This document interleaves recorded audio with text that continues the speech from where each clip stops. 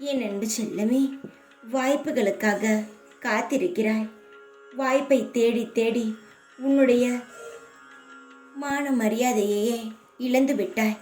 ஏனென்றால் அவ்வளவு கேவலமாக உன்னை நடத்துகிறார்கள்.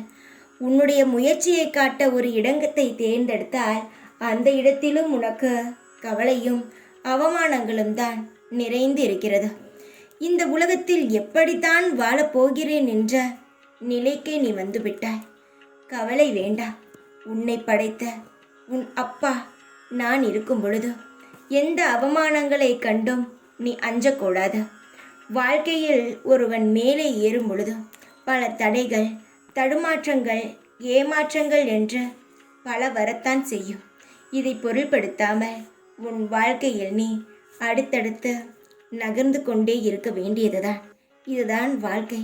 நீ ஆரம்பத்திலேயே சலித்து அவமானத்தை பார்க்க முடியாது என்று நகர்ந்து சென்றால் அந்த அவமானமானது உன்னை துரத்தி கொண்டுதான் இருக்குமே தவிர உன்னை விட்டு விலகாது. என் தங்கமே, இந்த அப்பா சொல்வதை நீ முழுமையாக நம்பினால் மட்டுமே தான் உன் வாழ்க்கையில் நீ அடுத்த கட்டத்திற்கே நகர்ந்து செல்ல முடியும்.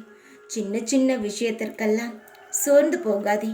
நீ ஏறக்கூடிய படியானது மிகவும் கடினமாக இருக்கிறது.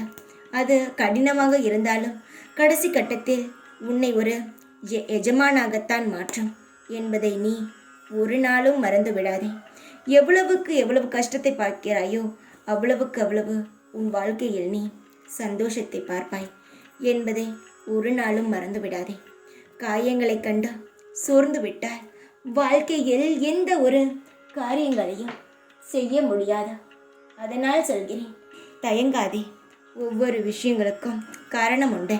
அவமானப்படுகிறோம் என்ற வாய்ப்பை தேடாமல் விட்டு விடாதே.